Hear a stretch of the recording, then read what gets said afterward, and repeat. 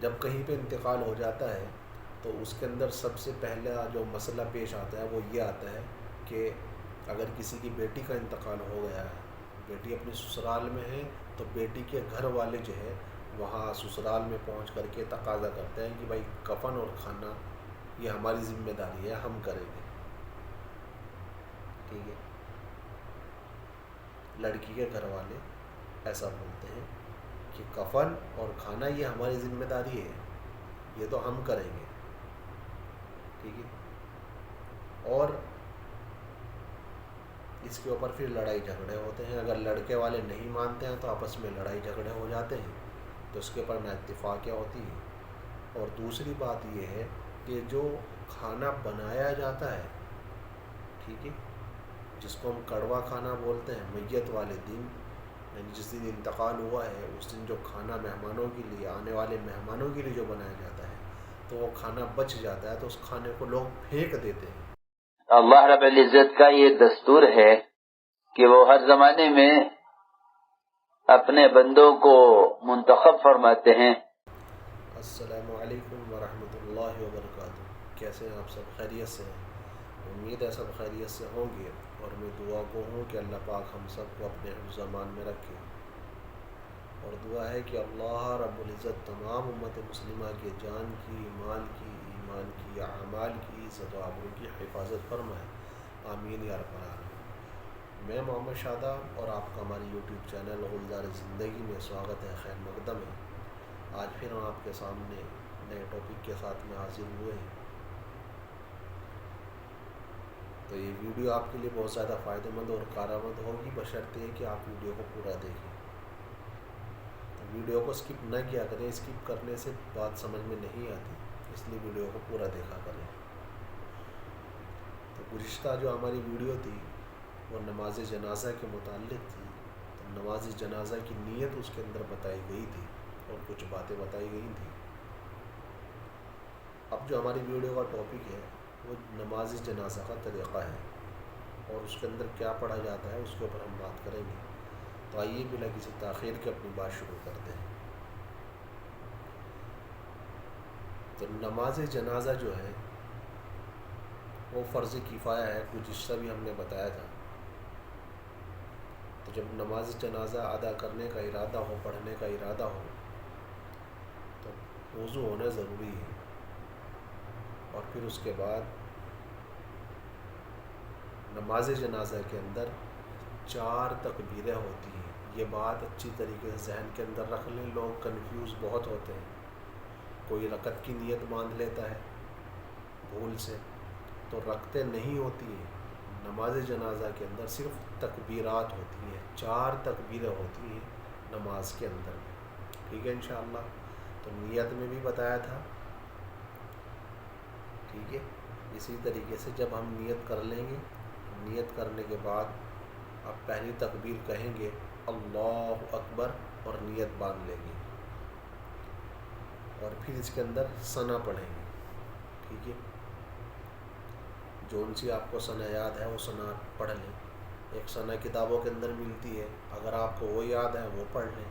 اگر وہ یاد نہیں ہے تو آپ جو نماز میں پڑھی جاتی ہے وہ پڑھ لیں. ٹھیک ہے انشاءاللہ. ثنا پڑھنے کے بعد پھر اللہ اکبر کہیں گے اور پھر نیت باندھ لیں گے. نیت باندھنے کے بعد اب درود شریف پڑھا جائے گا. درود شریف کتابوں کے اندر آتا ہے. ٹھیک ہے، وہ پڑھ لیں، نہیں تو بہتر ہے کہ آپ جو ہے درود ابراہیمی پڑھ لیں. پھر تیسری تکبیر کہیں گے اللہ اکبر، اور پھر اس کے بعد ہم دعا پڑھیں گے. ٹھیک ہے، پھر چوتھی تکبیر کہیں گے اللہ اکبر اور سلام پھیر دیں گے. آپ کی نماز ہو گئی. ٹھیک ہے انشاءاللہ. تو یہ نماز کا طریقہ ہوتا ہے. اب تھوڑی سی اس کی وضاحت کر دوں. آپ سوچیں گے کہ بھئی اللہ اکبر تو کر دیا لیکن بتایا تو کچھ ہے ہی نہیں. تو آئیے اس کے اوپر میں وضاحت کر دیتا ہوں. تو کتابوں کے اندر جو ملتا ہے، ٹھیک ہے، بعض لوگوں کے وہ یاد بھی ہوگی، تو میں اس کو کلیئر کر دیتا ہوں. جب پہلی تکبیر کہنے کے بعد یعنی اللہ اکبر کہنے کے بعد جب ہم ثنا پڑھتے ہیں، تو جو کتابوں کے اندر لکھی ہوئی ہے وہ یہ ہے सुब्हानक अल्लाहुम्मा व बिहम्दिका व तबारक अस्मुका व तआला जद्दुका व जल्ला सनाउका व ला इलाहा गैरुक, ये किताबों के अंदर मिलती है। ठीक है, तो इसके मुतालिक ये हुक्म है कि अगर आपको ये याद है तो आप इसको पढ़ लें, अगर आपकी ये याद नहीं है तो आप वो सना पढ़ लें जो आप नमाज में पढ़ते हैं। नॉर्मली जो रोज़ाना नमाज में पढ़ते हैं ना, वो आप सना पढ़ लें। ठीक है, इसके अंदर वजल्ला सनाओं का मिलाने की ज़रूरत नहीं है, नॉर्मली नमाज वाला जो सना है वो पढ़ लें। अल्लाहु अकबर, सुब्हानक अल्लाहुम्मा व बिहम्दिका व तबारक अस्मुका व तआला जद्दुका व ला इलाहा गैरुक, ये आपकी सना होगी। फिर दूसरी तकबीर कहने के बाद दरूद शरीफ पढ़ा जाता है।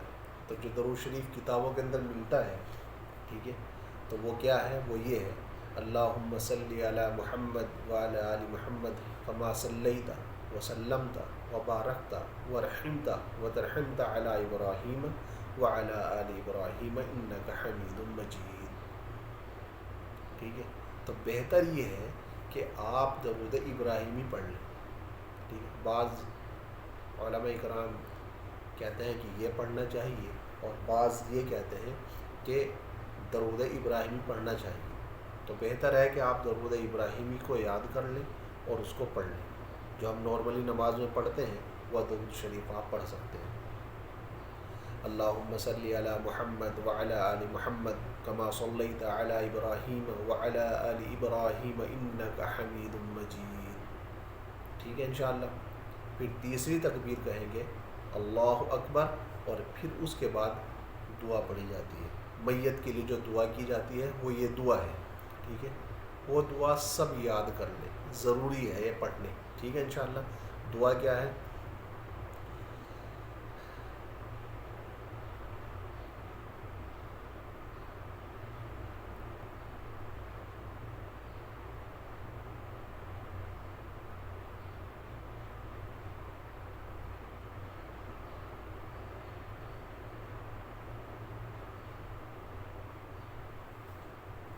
तो तीसरी तकबीर कहने के बाद दुआ पढ़ी जाएगी। तो वो दुआ ये है, अल्लाहुम्मा गफिरली हय्यिना व मय्यितिना व शाहिदिना व गाइबिना व सगीरिना व कबीरिना व ज़करीना व उन्साना, अल्लाहुम्मा मन अहयैतहु मिन्नी फ़अहयिही अलल इस्लाम व मन तवफ़्फ़ैतहु मिन्नी फ़तवफ़्फ़हु अलल ईमान। ये दुआ है, ये दुआ पढ़ी जाती है।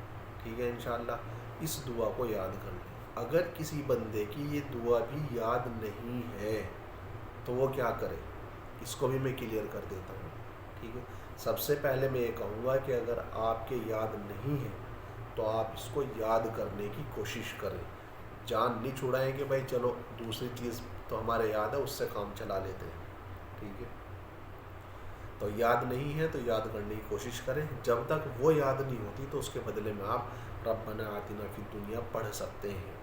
तब तक के लिए आपके लिए गुंजाइश है कि आप वो पढ़ लिया करें। ठीक है, इंशाअल्लाह। लेकिन ये बात काबिल गौर है कि याद करना ज़रूरी है। ठीक है, इंशाअल्लाह। इसको याद कर ले, हर बंदा इसको याद कर ले, सना भी याद कर ले, दरूद शरीफ भी याद कर ले और ये दुआ भी याद कर ले, बहुत ज़रूरी है। ठीक है, इंशाअल्लाह। तो मैं बात कर रहा था, हर बंदा इसकी कोशिश करे, इसको याद कर ले, ज़रूरी है। और दूसरी बात यह है जिसके ऊपर मुझे रोशनी डालनी है, बहुत सारी चीज़ें हैं जो इंतकाल के वक्त में पेश आती हैं। ठीक है, तो मैं कोशिश करूँगा कि मैं उसके ऊपर भी रोशनी डालूँ, क्योंकि बाज़ जगहों पर, बाज़ इलाक़ों में बाज़ लोग इन चीज़ों को करते हैं, नहीं मालूम वो उसको सवाब समझ के करते हैं या ज़रूरी क्या समझ के करते हैं नहीं मालूम, लेकिन ना मालूम होने की बिना पे या गलत जानकारी, गलत मालूमात होने की बिना पे वो ये हरकतें और इन गलत कामों को अंजाम देते हैं। ठीक है, तो मैं इंशाअल्लाह ये आपके सामने रखता हूँ।